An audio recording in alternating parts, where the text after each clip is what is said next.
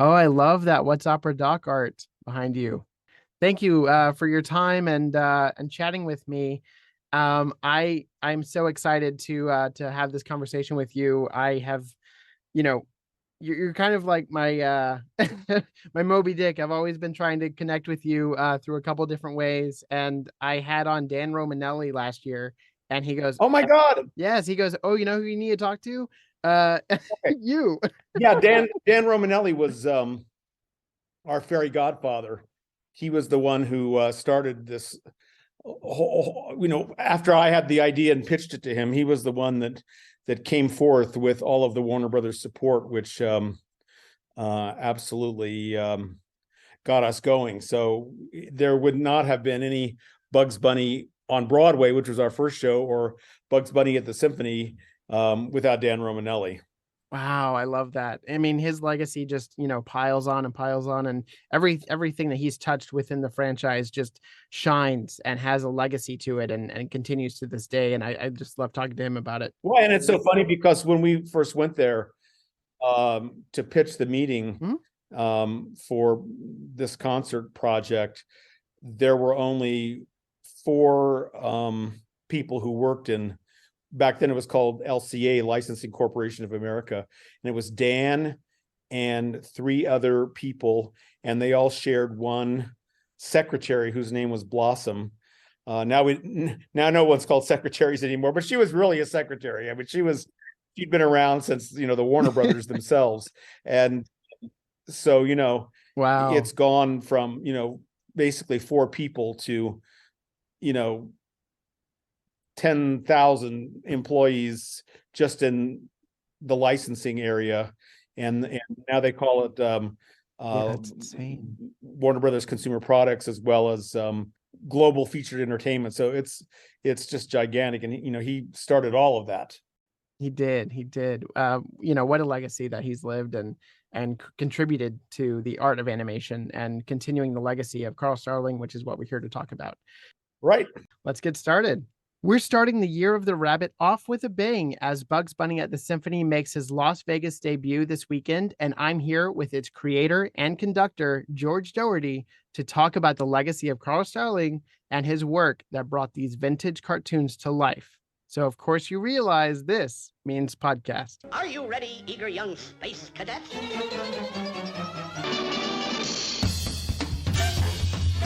Meep, meep. I saw a potentate. That is the limit.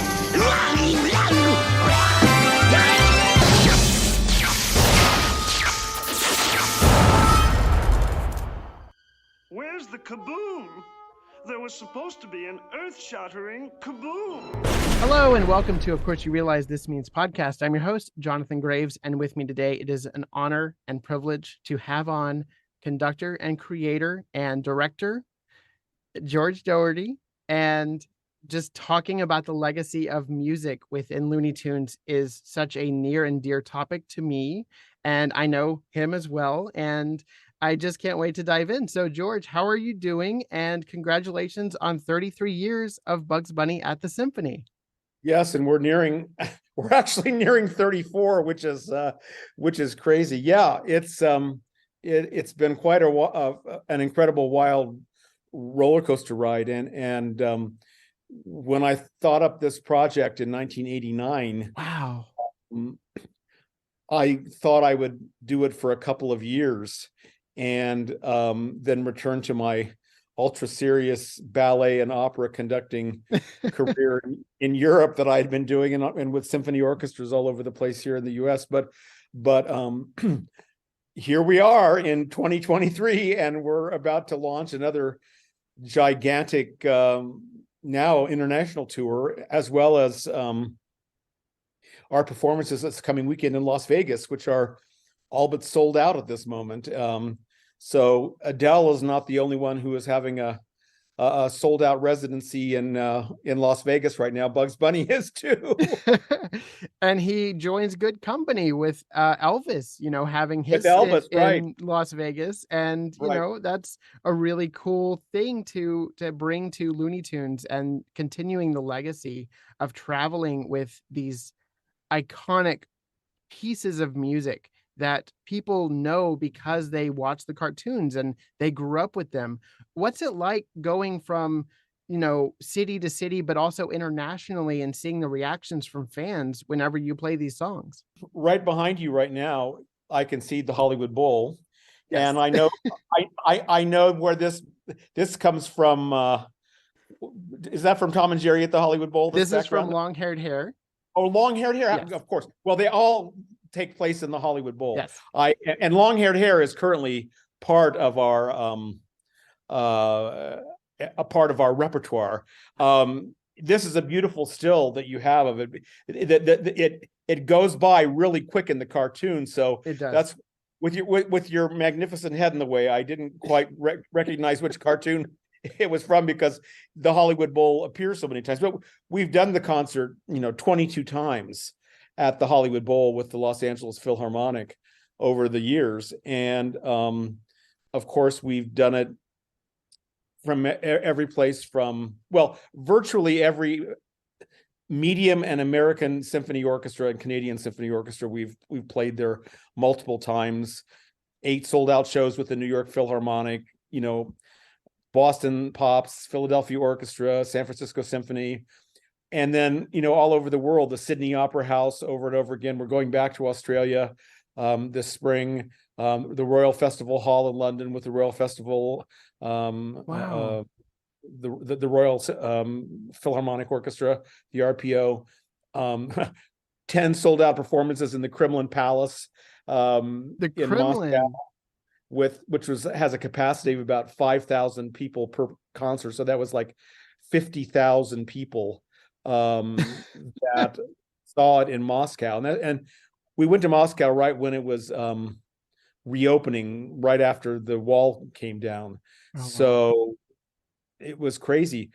So we calculate that we've played to over 250 orchestras, many of them many times over, and about 2.5 million people. And That's incredible. well, it is incredible. And for those of your audience who might not know how this all works, of course, we're not just playing the music, because that was actually my first impetus was that, well, like everybody, I fell in love with this music when I was a little kid, sitting on the living room floor watching the cartoons on Saturday morning. And Same. and right, but in my era, I'm probably at least 20 or 30 years older than you are. Yeah. But it was green shag carpeting in Indiana with russet orange appliances in the kitchen, and eating a lot of sugary cereal and gluten, which really got us ready for these cartoons. But I was absolutely mesmerized and blown away by the music when I was a little kid. Back in those days, in the early 60s, when you turned on the TV, it took like a minute and a half for the picture to warm up, but you could hear the audio immediately, and I could always find these cartoons by the music. And so I could tune the channel in just by hearing it. And so I was in love with this music. And so I then grew up to study music. I was studying piano, I was studying cello, I went to music school. Like everybody else, I sort of drifted away from them. And you also have to remember that in those days, there wasn't an internet, that we didn't have, digital devices. We didn't have HBO Max or YouTube or anything. Sure. And so these cartoons sort of left my hemisphere for a couple of decades. And then when I was in my 20s, I was reintroduced to these cartoons. I was working on an animation score with some wonderful animators, and remembering also that this was like in the late 80s, when there wasn't even home video yet, barely. Yes. And so, the ability to see these cartoons was pretty rare. And unless you got up on Saturday morning, which I didn't, because I'd been conducting Swan Lake until midnight the night on Friday night. So I rediscovered this music, and I rediscovered the Carl Stalling music. And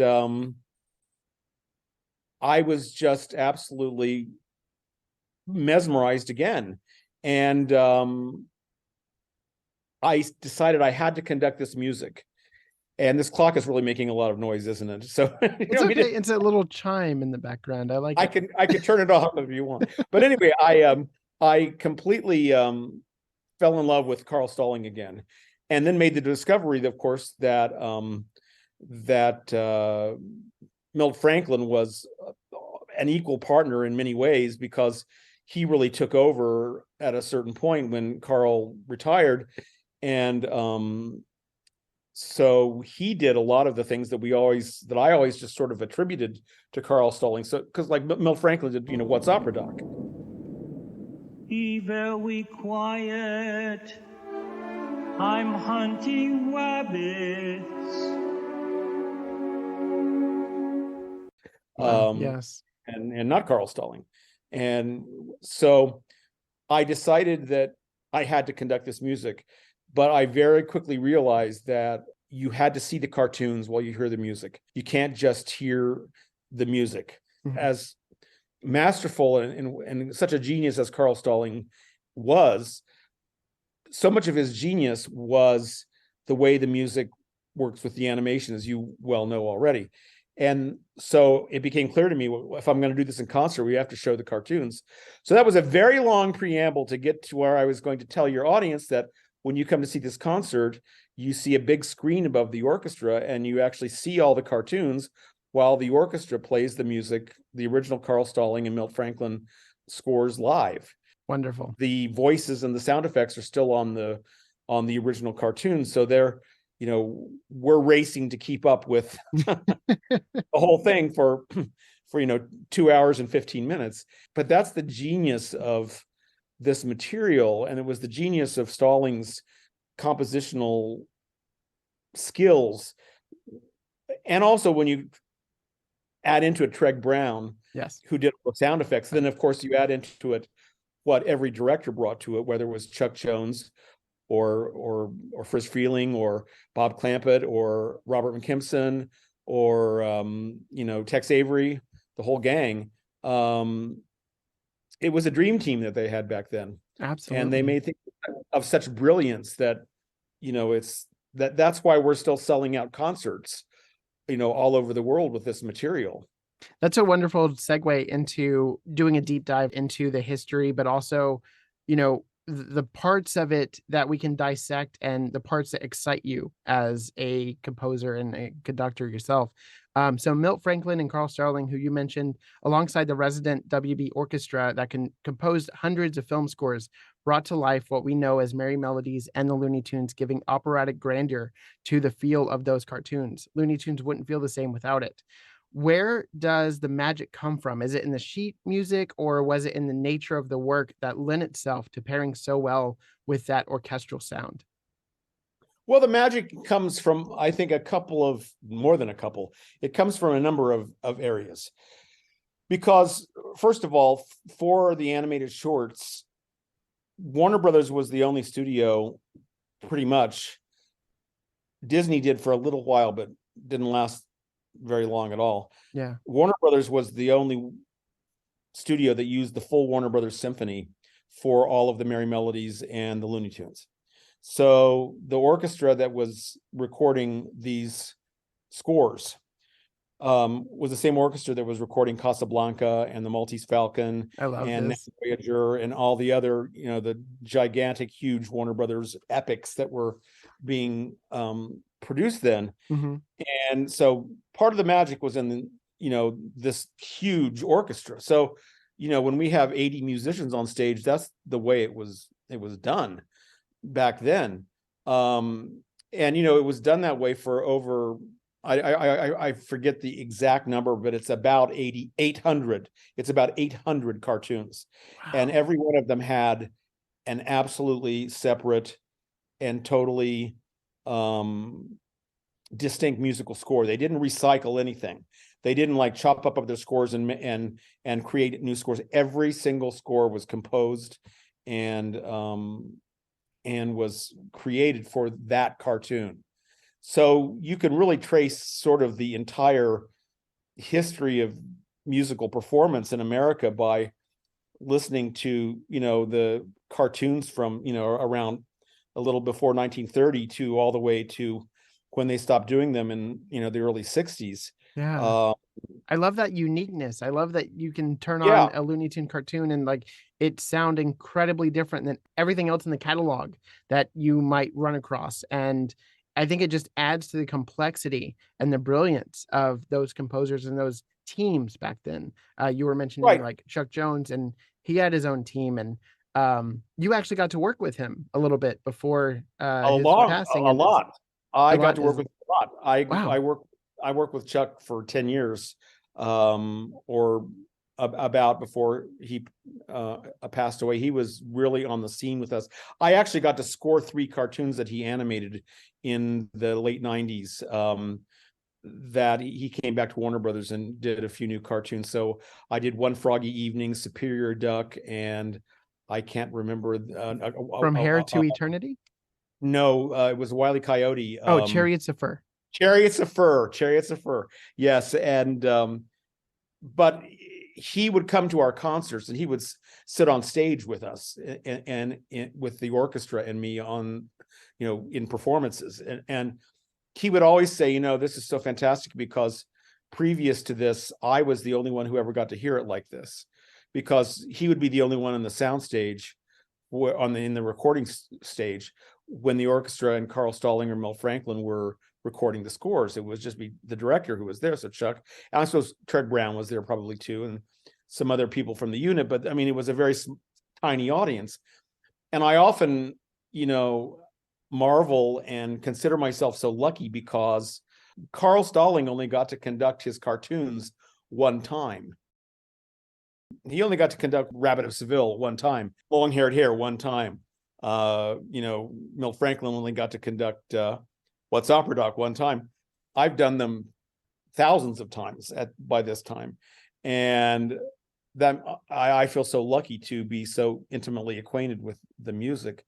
That's amazing. But, the part of the genesis of this whole thing was that the Warner Brothers themselves had a vast and gigantic popular music catalog. And so they were trying to figure out a way to push their songs, their sheet music, because they also had a really big business in selling sheet music to consumers who had a piano in their house.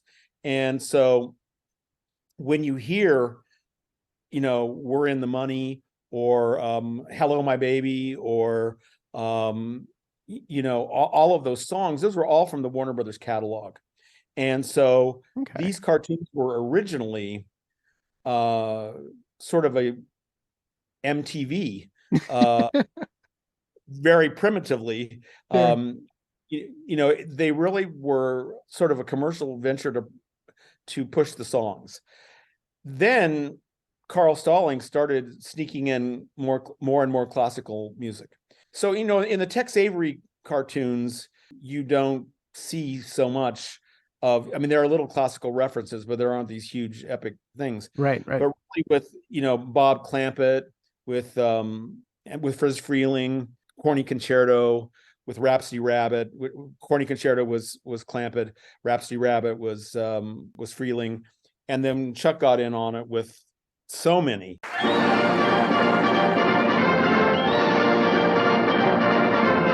So the Rabbit of Seville being, absolutely iconic. What's Opera Doc being iconic. Long-Haired Hare, which you're sitting right in front of the background, being so iconic. Long-Haired Hare has everything from, it has Rossini, many quotes of the Barber of Seville, and the famous aria Largo al Factotum. It has Lucia di Lammermoor, the Sextet by Donizetti. It has Wagner, the prelude to Act 3 of Lohengrin.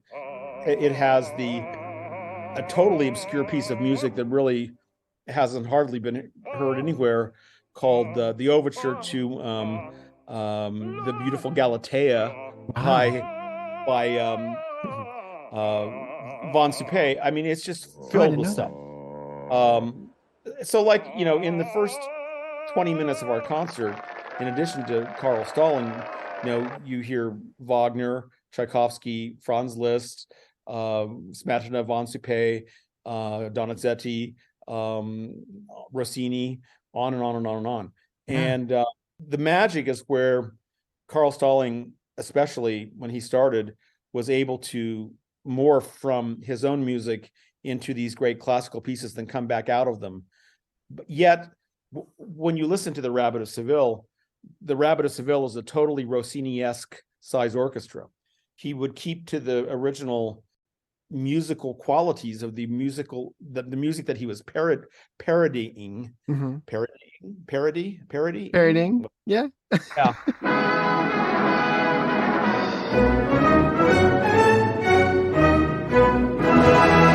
How do? Welcome to my shop. Let me cut your mop. Let me save your crop.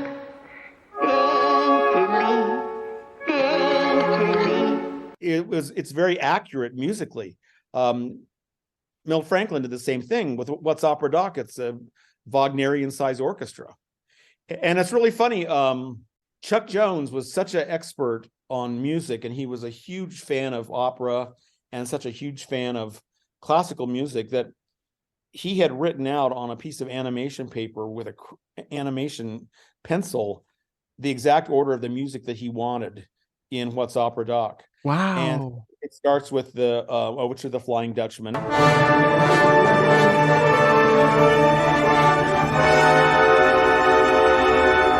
And then, it morphs very quickly into Kill the Wabbit, which is the Ride of the Valkyries. Kill the wabbit, kill the wabbit, kill the wabbit. Kill the wabbit. Mm-hmm. From Die Walküre. The Overture to Rienzi, which is a completely, totally obscure Wagner opera that most Wagner opera fans have never heard.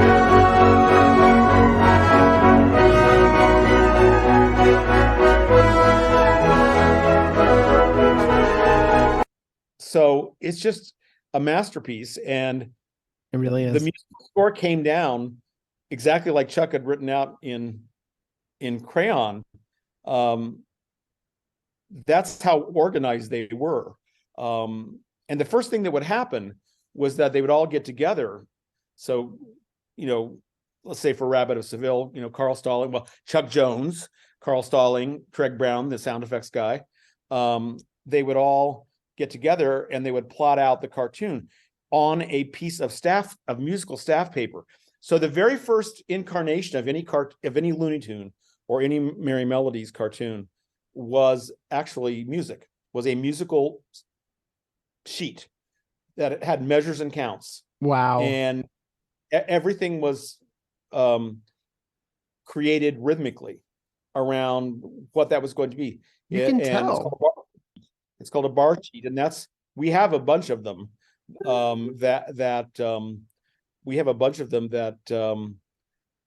survived, and it's just miraculous to look at them, because from the very beginning they're plotting out, and that's why things work so brilliantly, is because from the very beginning they were plotting out how sound effects and how music would work. The sound effects and the music in the Looney Tunes and Merrie Melodies are practically indistinguishable from each other, and the orchestra makes a lot of sound effects themselves. Mm-hmm. But a lot of the sound effects are right on the music. So when the coyote gets cracked on the head by the Acme anvil, there's a huge musical hit, there's a huge sound effects hit, and they're all together.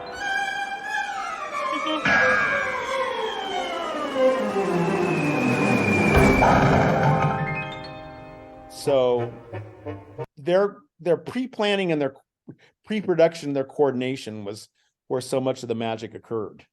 Absolutely. Nothing was left to chance. Today, for cartoons, a lot of cartoons today, the sound effects guy covers everything, the composer covers everything, the dialogue covers everything, and then they go in and they all battle it out in the final mix. And back then, everything was just absolutely meticulously planned from the very beginning. That's incredible to know, and to just hear you wax poetically about how everything came together, and for the magic to come through on the sheet before they even start, pencil to paper drawing the characters. That is incredible. And I would love to see one of those pieces, in person. I would lose my mind. That was their genius, was their ability to collaborate in the way they did. And that's what gives the Warner Brothers cartoons this absolutely distinctive sound that is just instantly recognizable. Yeah. It just didn't happen anywhere else like that. Exactly. And I think that's what separates it and makes it even more powerful when you rewatch them as adults. But you mentioned that current cartoons are being made where they cover everything, but they don't necessarily meticulously go through it for the rhythms and the beats. But with the retro series of Looney Tunes cartoons, you have Joshua Mosier and Carl Johnson under the guidance of Pete Brownguard and Sam Register, who Now, I wasn't talking about Carl and those guys. When I said that, I wasn't, because these new cartoons have been done meticulously also, and totally in the tradition of the Looney Tunes. So I wasn't talking about them when I was saying that. I was talking about other studios that, sure. Motion pictures in general.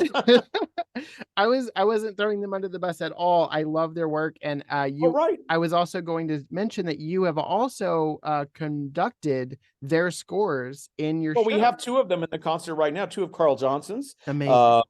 We have Wet Cement, and then we have Dynamite Dance, which is our big encore. Now, Dynamite Dance is done to the Dance of the Hours from the opera La Gioconda, from a 19th century Verismo opera.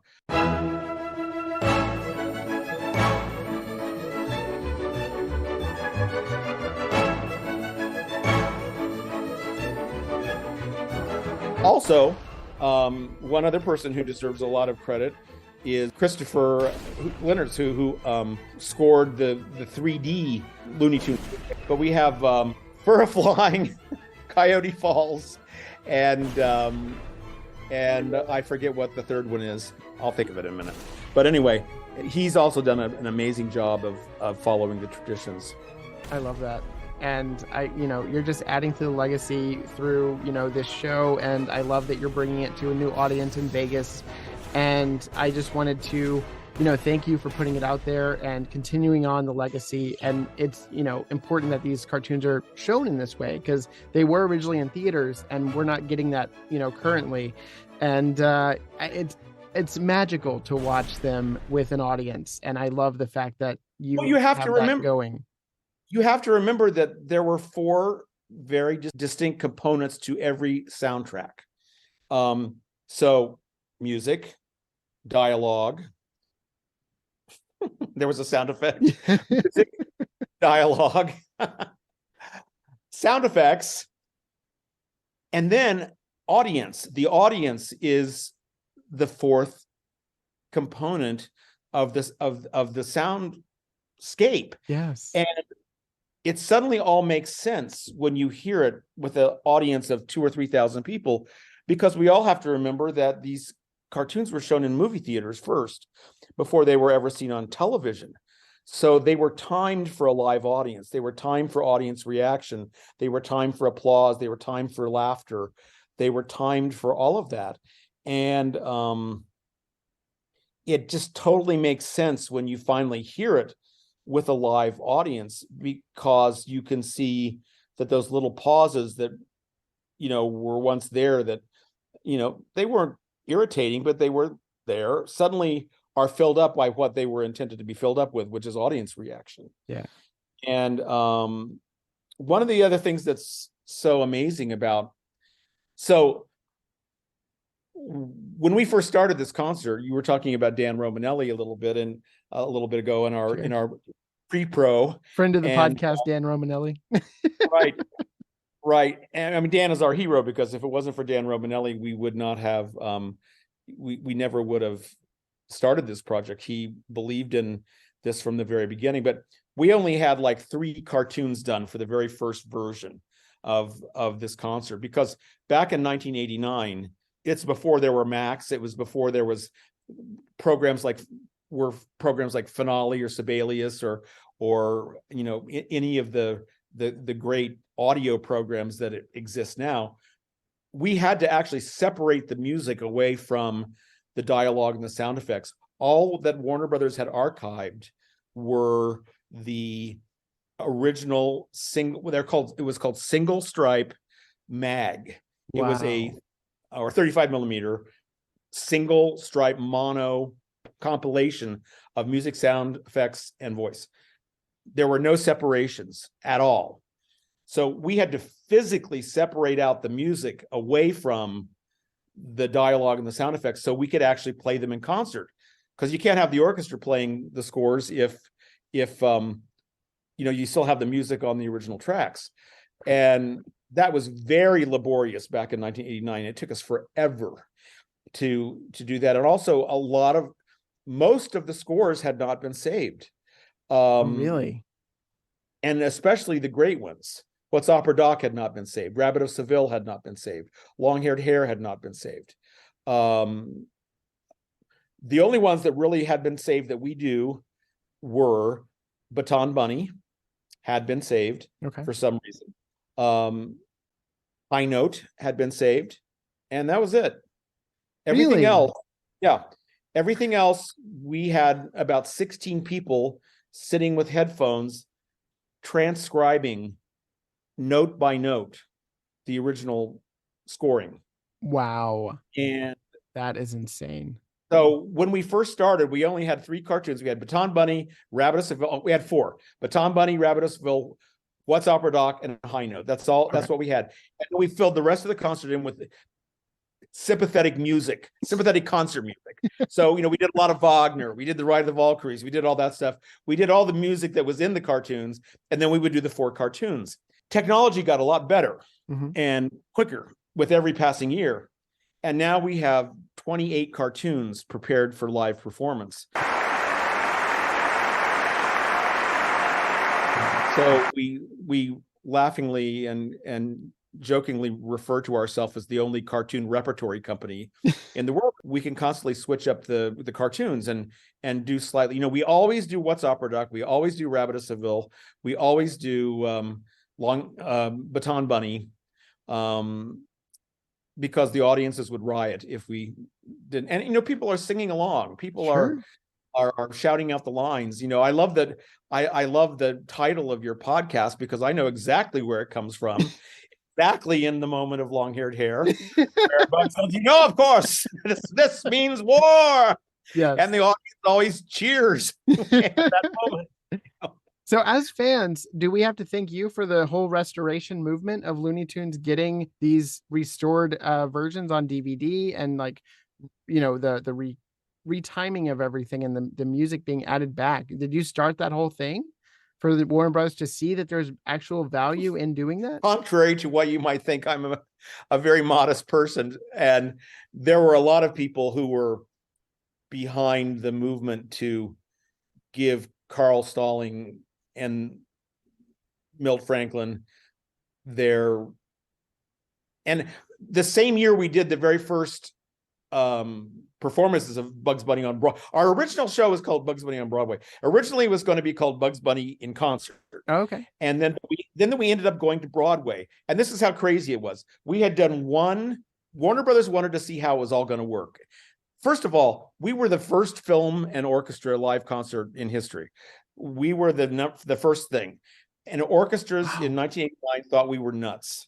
Like, what? People are going to come and watch a symphony orchestra concert with a screen hanging above the orchestra, watch a movie or watch cartoons or what? Never going to happen. Never going to happen. But Dan Romanelli was so behind us and we were so passionate about what we were doing. And so they decided we would do a test performance in San Diego. Okay. And so we did one performance in San Diego with the 4 cartoons and all the concert stuff. And a couple of things happened. Number one, there was a full-page ad on us in the Sunday San Diego newspaper. That was back in the days when there were still Sunday newspapers. Yes.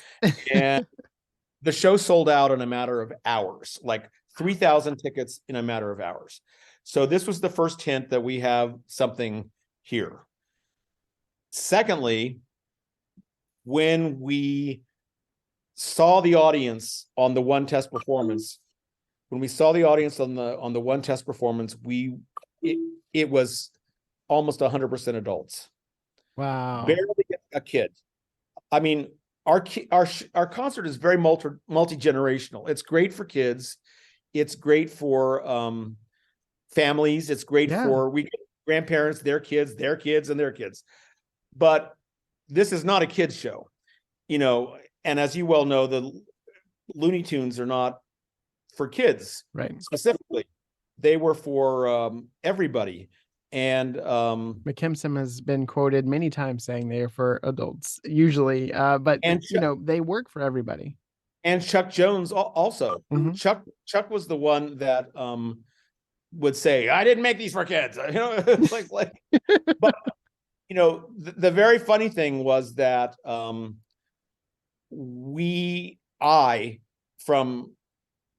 33 and a half years of doing this, the pattern of laughter is the same everywhere in the world. Whether we're in China, where we have been and where we're going back to 10 cities, or other countries where English is not the first language, the laughter always appears. I hear three distinct kinds of laughter. I hear the laughter coming from kids. I hear the laughter coming from adults at the double entendres, the stuff that the kids don't get. Then I hear the laughter just coming from everybody. And it's the same everywhere in the world. That's it's so consistent. And, that's part of the genius also. So I consider myself so lucky, but I consider that it's great for the audiences. But yeah, we were the first ones to restore the music for these cartoons. We are the only ones that, because it's never turned up. I always thought that over 30 years that the original conductor score for What's Opera Doc or the Rabbit of Seville or some of those would turn up, and they never have. Wow. They're in somebody's garage somewhere. I over the years I've heard so many stories that, especially regarding like animation cells, I've heard this story over and over again. Oh, we used to live next door to Friz Freleng, and he would bring us stacks of original animation cells, and then when we moved, my mom threw them all away. Oh wow! It makes you cringe when you think of not only the gallery prices of all those original animation cells, but also it's the lost. But what makes me proud of what we have done, circling back around to what you asked a moment ago, is that we have restored the actual printed music for these, so people can see them and study them. And we were lucky to have the ones that we have. And it's very funny because there is a list of probably maybe 200 scores that were saved, but they were mostly not as significant cartoons out of the 800. So someone really walked away with the good stuff. And it's somewhere in the world, but it hasn't showed up in 33 years.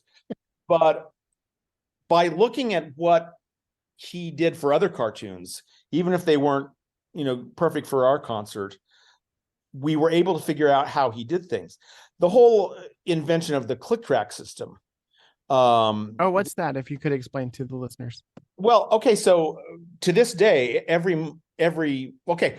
the simplest way to explain the click track is that when movies got sound, so if anyone's ever seen Singing in the Rain, you know how that happened. There had to be a way to coordinate music and the film itself, so the music would all end up in the right place. It's especially urgent in Looney Tunes and Merrie Melodies because the synchronization is so incredibly tight. So it was Carl Stalling who came up with this idea of a click track. So it's like a metronome beat that you hear in headphones like you're wearing, only you only have one side. You'll see it when you see the concert this weekend. Okay. There's only one side to the headphone so that you can hear the click track with one ear and you hear the orchestra and the players hear themselves out of the other ear. The click track is made first. That was the second thing that happened after the bar sheets were made, is that a click track would be made by Carl Stalling. And everything will be plotted out. So that's how the music stays in synchronization with the picture. Wow. And that's cool. This is a technique that is still used to this day for every piece of film music that you hear anywhere. And it was Carl Stalling who invented this. Wow. He changed the film world because they were having tremendous problems syncing everything up. This is a demonstration of a talking picture. Notice, it is a picture of me and I am talking. Note how my lips and the sounds issuing from them are synchronized together in perfect unison. And, they would try to do streamers and punches right on the film. They would take grease pencil and make squiggles on the film so the conductor would sort of know where he was at, things like that. But the click track ended up being the answer to everything. So we do the whole concert with the click track, and we have a lot of Carl Stalling's original click tracks. And so the way it all, because we have to keep up with these cartoons for 2 hours and 15 minutes with a live orchestra on stage. Sure.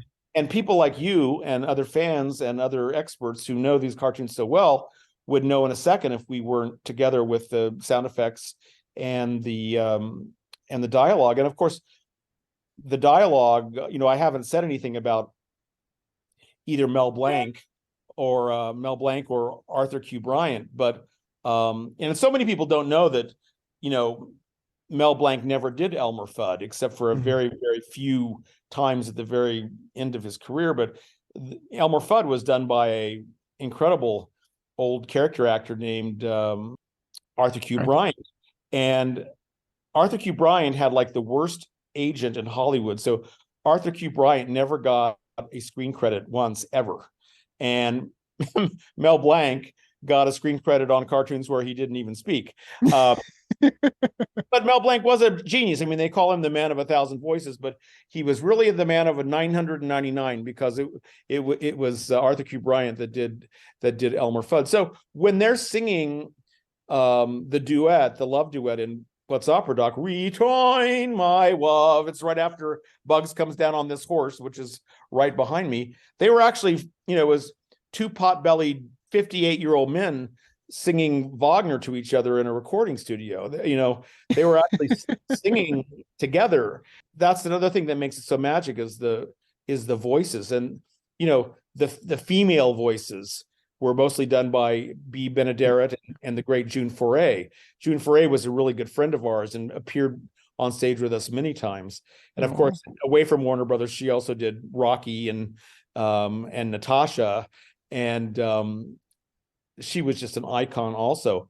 Today, it basically takes 16 people to do what Mel Blanc basically did by himself. Absolutely.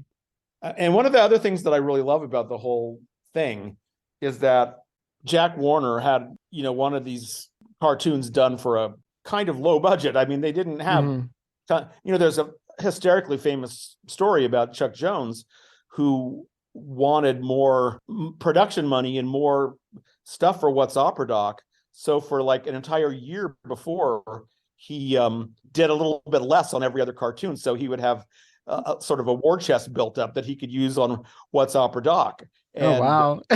And so What's Opera Doc has more backgrounds, has more, really animation than, anything else that he ever did. But they had to work with really small budgets. And, they were, in the place called Termite Terrace, which was named aptly. It had termites in it. And so Jack Warner and Leon Schlesinger, who was the producer, were very money conscious. And one of my favorite things about all this is that the recording sessions were never scheduled. I was actually going to ask you about this rumor. Yeah, so it's real. It's totally real. The recording sessions were never scheduled.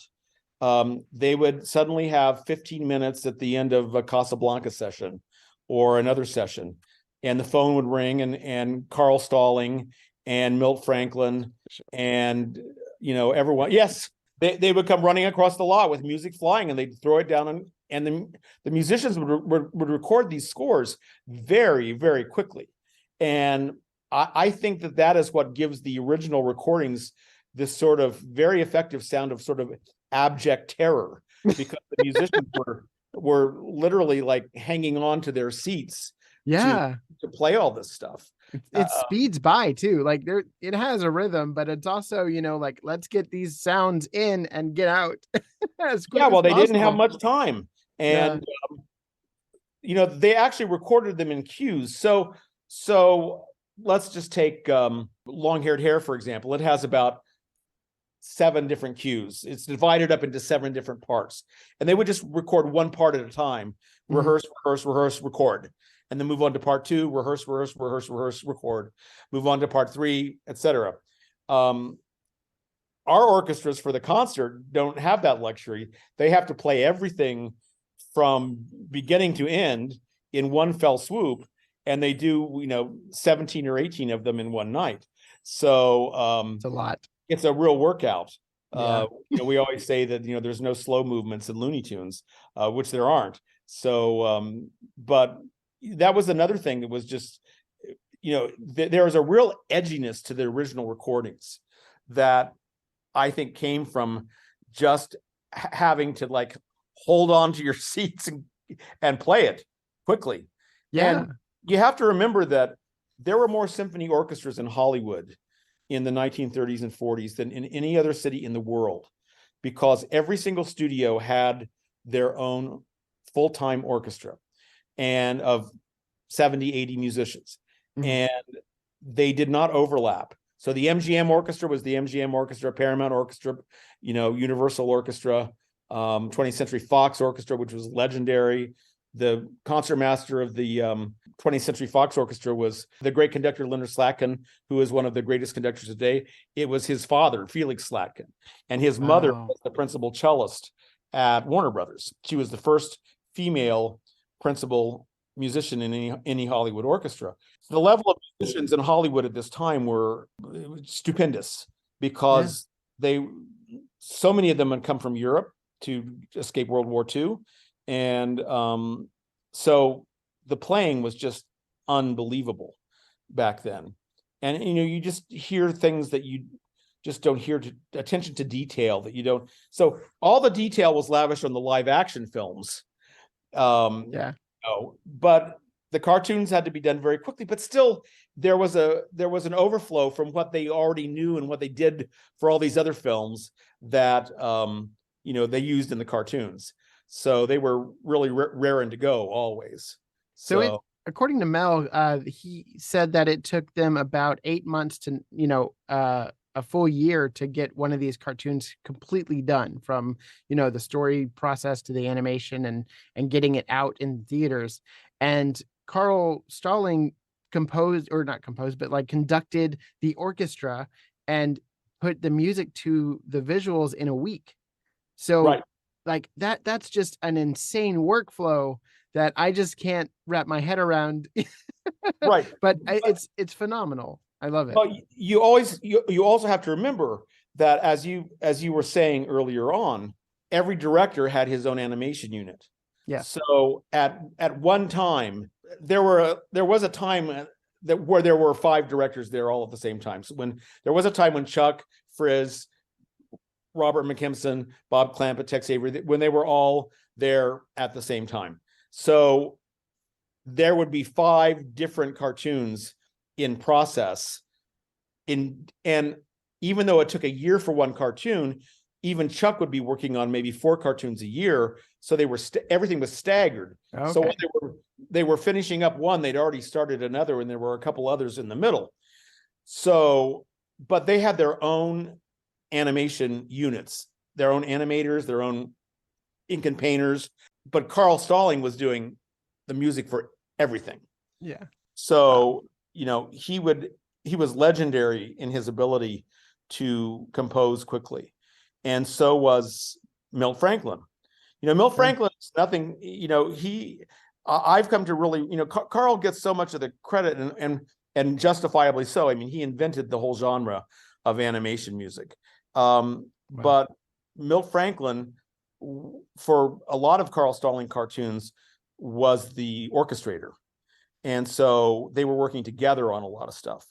And actually on the great cartoon Zoom and Board, which we do in our concert, which is, one of the great Roadrunner cartoons of all time.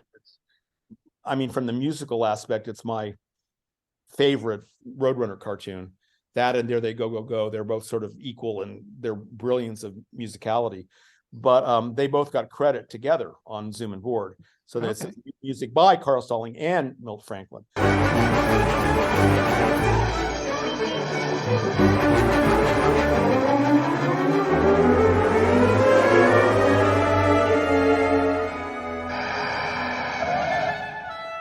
They both had really amazing backgrounds. Carl Stalling grew up in Lexington, Missouri, which was all the way in the very north part of the state of Missouri. And by the time he was like 12 years old, he was playing the piano in the local silent movie theater. He was a prodigy. Yeah, before movies had sound. He was composing on site. He was improvising, composing as a 12-year-old. And then when he went to Kansas City and St. Louis, and it's amazing because we go and play with the St. Louis Symphony quite frequently, and we're playing the Powell Hall, which is the home of this. It's the concert hall of the St. Louis Symphony now. Was the St. Louis movie theater, the St. Louis Theater, where Carl Stalling was the resident organist. So it's like being in Bayreuth, which is Wagner's home theater in Germany. This is where Carl Stalling did his thing, and then at the in Kansas City also. And of course, in Kansas City is where Carl Stalling met Walt Disney. Yeah, it's holy ground for animation fans. Right. And so, Ubi Iwerks. Iwerks, yeah. Iwerks, I don't remember how to pronounce his name. I mean, that was like, you're right, hallowed ground, and they all ended up in Hollywood. And then Carl very quickly ended up at going from Disney to Warner Brothers. So, and he stayed there, which was, fantastic for all of us. But he was a trained musician. Yeah. Milt Franklyn was a virtuoso woodwind player, and he could play all of the woodwind instruments brilliantly. So flute, oboe, clarinet, bassoon, bass clarinet, everything. Wow. And that is why the woodwind writing for these cartoons is so absolutely brilliant. And as we hear the rhythmic strains of the haunting weep wane, listen to the whip-wing rhythm of the woodwinds as it rolls around and around, and it comes out here. Zoom and Board. Just be aware during Zoom and Board that of what the woodwinds are doing. Okay. I'll definitely make notes. The extended bassoon solos, where nothing is playing but this bassoon. When Wile E. Coyote is going up that long stairway to the top of that peak, the bassoon is just doing da dee dee dee dee dee dee dee dee dee dee dee dee, and then the next thing you hear just the bass clarinet.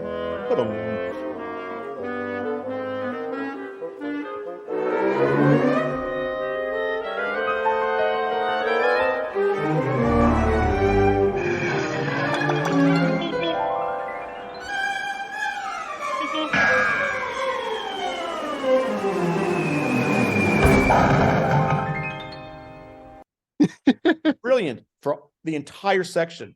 It's harder than you can imagine. I mean, musicians from the New York Philharmonic are saying, "My God, this is harder than The Rite of Spring," but they love it. They love it because it was written by, and arranged by a real woodwind player who knew how to write for the instruments. On a more personal note, what brings you the most joy while performing? Is it the audience interaction with the animation, or the music accompanying it, or both? Well, there's three things. Oh, three things. Yeah, you mentioned the first two. The audience interaction is incredible. The playing and conducting the music is incredible. And I never get tired of it because it is so brilliant. It's like Tchaikovsky's Nutcracker, because I'm also a ballet conductor. It's like I've conducted Tchaikovsky's Nutcracker 1,000 times in my career over 40 years, and I never get tired of it because it's so brilliant. This is exactly the same thing. I never get tired of this music because it is so incredibly brilliant. The third thing, though, is watching and performing with these hard-ass classical musicians who are having the best time of their lives playing this music. And I'm talking about, the New York Philharmonic, the Philadelphia Orchestra, the Boston Pop, and they're just loving it. And the reason they love it is kind of threefold. They love it because it's brilliantly done. They love it because of what is happening in that instant, with the audience and with everything else. I mean, our audiences are crazy. And it's like the Beatles are on, when Bugs makes his entrance. Sure. But the third thing is that they're recapturing their own childhoods. And you can't believe, as I look out into the orchestra, how many times I see musicians mouthing, "Oh, Brunhilde, you're so lovely. Yes, I know it. I can't help it." I mean, they know the words. The musicians know the words. That all brings me the joy. That's and, wonderful. I created this concert in partnership with my husband, David Wong, who is the co-creator with me, the technical director. He basically does everything else but conduct. I mean, he's the reason that we have incredible lighting, that the screen is gorgeous, that everything works. I mean, this is no small feat, because basically we're bringing an entire movie studio, recording studio onto a stage, which is not used to having all this stuff there. Every musician has a little black box and their headphones and microphones and all of this stuff. It's exactly like a live recording. It's exactly like what Carl Stalling was doing on the scoring stage. It's exactly the same. We use all the same techniques. We use all the same kind of equipment. It's advanced technically, but the mechanics are all exactly the same. Sure. Yeah, you're bringing that old into the new. It's a little scary. I mean, there's a lot that could go wrong, and hardly ever has anything gone wrong in 33 years because David is so brilliant at his job, and we have really great sound and video people and stagehands, but there is a lot that could go wrong when you look at all this stuff up on an orchestra concert platform that's not used to having it. But luckily it doesn't. Luckily it doesn't, and I hope that it continues that trend and that success for both of you. Thank you both for putting this on. I do have 2 more questions to get through while I have you. One is Baton Bunny, Rhapsody Rabbit, and A Corny Concerto and Long-Haired Hare all have the tunes playing instruments or conducting an orchestra themselves. Which do you find the most authentic and the most hysterical within those segments? Well, without fail. Now, okay, I'll give you one comparison first. Okay. Of another conductor type cartoon. Tom and Jerry at the Hollywood Bowl. Okay. Tom is a terrible conductor. You look up at him and you have no idea what he's doing. We've had that cartoon, even though it's not a Looney Tune, we've had that cartoon in our show because it's a brilliant cartoon. Sure. It's a brilliant cartoon, but I cannot look at the screen and conduct at the same time, or I will get totally screwed up because he's just doing that. Bugs in Baton Bunny, easily the orchestra could just look at the screen and I wouldn't even have to be there.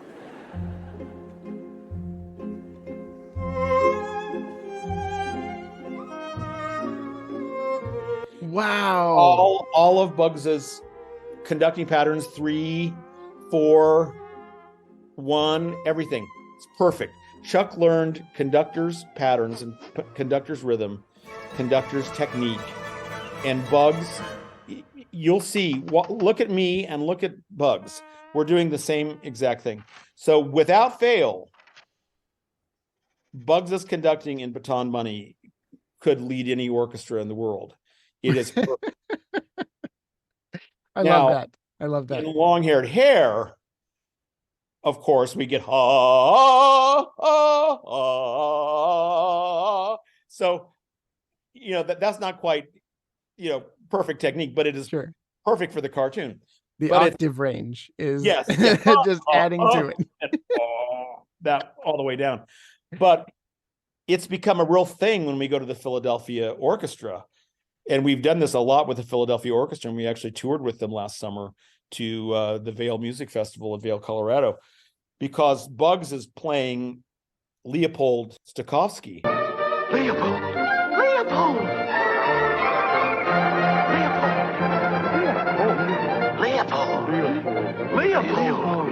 Leopold! Leopold! Leopold! Who was the iconic music director of the Philadelphia Orchestra for, many, many decades. So when the whole orchestra is going, Leopold, Leopold, Leopold, Leopold, when Bugs comes out in the white wig, yes, the whole orchestra and the whole audience of Philadelphia, they're all screaming, Leopold, Leopold, Leopold, Leopold. So that has a certain kind of realism to it. Now, Corny Concerto is a real favorite of mine because it is just so incredibly beautiful.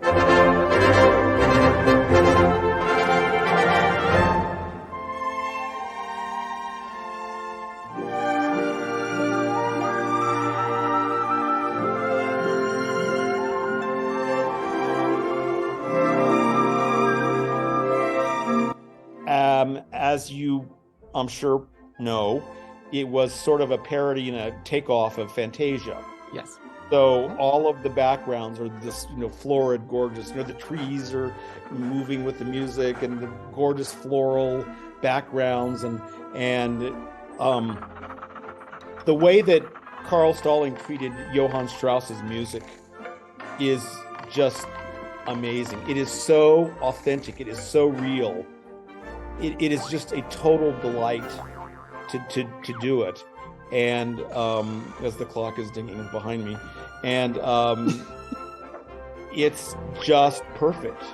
And then, of course, it has Elmer coming up in between sections saying, listen to the whippling rhythm of the woodwinds, and all that kind of stuff. And of course, that's also a takeoff of Stokowski again, who did the same thing in Fantasia. And so I just love Corny Concerto. It is, for me, it is a break from all the chaos of all the rest. So many of the cartoons it's brilliant chaos. It's brilliant, they are. But it is chaos, especially from the conductor side. And the three new Looney Tunes by Christopher Leonards, Fur-a-Fly and Coyote Falls and Rabbit Rider. Now I remember all three of them. They're like the fastest things. They're as fast as the Quidditch game in Harry Potter. they're it's just wow. hold your hats.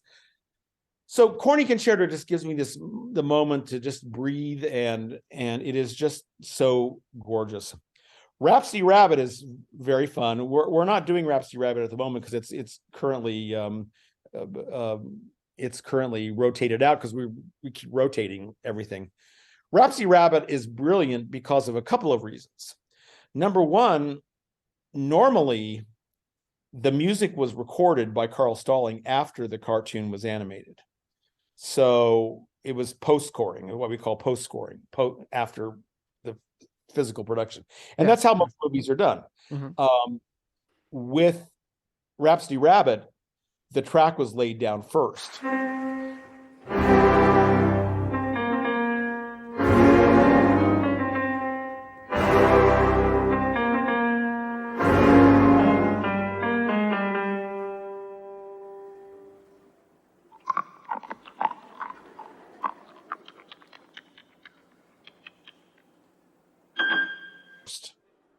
And so the pianist was in the studio with the orchestra and Carl Stalling conducting, and they just did it wild with no click track. So we do it in concert. We don't have a click track for that one. We just have to, I'm literally following Bugs as the pianist the way I would follow a real pianist in a concerto in a concert. That's impressive. And the pianist was really, really brilliant who played it. And so but here's the funny thing about their attention to detail, which is so amazing. the original Liszt Hungarian Rhapsody is in C sharp minor, and so a lot of black keys. So they recorded it, and What's up, Doc? Who? Franz Liszt. Never heard of him. Wrong number. then they noticed that the animation, for ease of animation, had been done in C minor. So once quarter step down, half step down. So there would be less black keys, because it was really hard to get the black keys animated as opposed to the bigger white keys. Carl Stalling and the pianist were really flummoxed that the music and the picture didn't match in terms of tonality. So they went back in and re-recorded it one half step lower. So it also would be in C minor instead of C sharp minor. So so they really took their work incredibly seriously. That So actually answered my last question, which was, getting more nerdy with it. Were there any musical Easter eggs within the way a character plays or conducts, or did Carl Starling ever sneak anything in that was like a musical like joke or something like that? all the time, and stuff that you can't even, and sometimes you don't even notice them until you actually look at the cue sheets, because they still like that from back then, and there'll be like 2 seconds of something. But it's like the end of the Rabbit of Seville, which is all Rossini, and then suddenly when Elmer and Bugs are standing in front of the wedding cake, they throw in Mendelssohn for just 2.5 seconds. The Ride of the Valkyries theme is very present, of course, in What's Opera Doc, but it comes up in half of the other cartoons, and just like they were always just playing practical jokes on each other, but it was always done with such brilliance. The animators would also stick in a frame of something here and there that later had to be cut out once video was invented and people had slow motion or pause. I won't go any further into that, but Chuck Jones and Friz Freleng had to fess up that there were a few single frames that would need to be taken out before this was put out on video. Those pranksters. So there was never a dull moment there, but Absolutely. They were also incredibly competitive with each other. They all wanted to be the funniest. They all wanted to be the best. They were friends, but not that good of friends. I was around Chuck and Friz together a lot, even when they were almost 90. And there was still, even at that point, this incredible competition with them. Wow. That was just palpable. You could feel the electricity between the two of them. It added to the work. It added to, the experience of watching. It added to the brilliance, because every cartoon they tried to top the one that came before it. I love that. That's what made it so brilliant. And they all stayed with animation. These weren't like people who did animation and then went on to like make bigger films. This was their world, and they loved it so much. And that's what translates to the audience. I mean, one of my favorite moments in concert, you ask about, the audience, is that here we are at the New York Philharmonic. Every single performance is sold out. 8 performances were sold out, and they couldn't even, thousands of people couldn't buy tickets because there weren't enough seats. They couldn't extend it anymore. And on the opening night in New York, in front of critics, in front of everybody, and then I turn around and I talk to the audience a few times during the concert and tell some of these stories and things. And I was suddenly aware, I'm on the edge of the stage at Avery Fisher Hall, now it's called David Geffen Hall, right on the edge of the stage. And I was aware that somebody was moving back and forth right in front of me in the first row, literally 4 feet, 3 feet away from me. And I had the spotlight in my eyes, so I really couldn't see, but she was like actually getting into my spotlight. And I looked down, and there was a mom who had brought her 5 kids, and remembering that in New York, the front row was going for about $135 a seat. She had brought her 5 kids in footy pajamas, and while I was talking, she was passing out cereal bowls Then out came the Tupperware thing of cereal. And then she came back down the row again, got the Tupperware of milk, and then handed them all a spoon. And she wanted them to have the experience of eating the cereal and watching the cartoons. And so I put it into parenting. I included her in my bit. And, that is exactly what it's all about. For me is recreating these moments. And, we live in a turbulent world, and my God, after the last 2 to 3 years, it's, a mess. And, we were out for 2.5 years. We missed Bugs' 80th birthday and everything. I know. I was so sad. Yeah, me too. I was really sad, but this year we have Warner Brothers 100th anniversary. Yes. So that's really good. But so this concert just lifts a lot of the world's woes off of everyone's shoulders for 2.5 hours, 2 hours and 15 minutes. And that's what makes me so happy about it. Well, speaking on behalf of all the fans out there, we are internally excited about seeing it back up there and grateful for you and David to bring it back.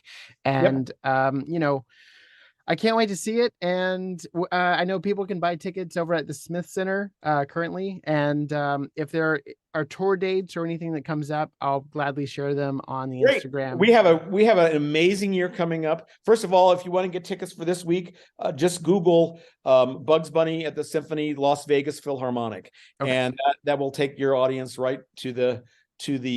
But also, we have a great website, bugsbunnyatthesymphony.com or bugsbunnyatthesymphony.net, and that has our tour schedule on it. It's about to be updated in 1 week. All of our new performances are going to be listed. They're not quite there yet, but in the next year we're going to Australia, we're going to Mexico, we're coming back to LA, we're going to perform at the Rome Film Festival in Rome. This summer we're going to perform with the L'Orchestra de la Suisse Romande, which is probably the finest orchestra in all of Europe, at their gorgeous concert hall in Geneva, Switzerland.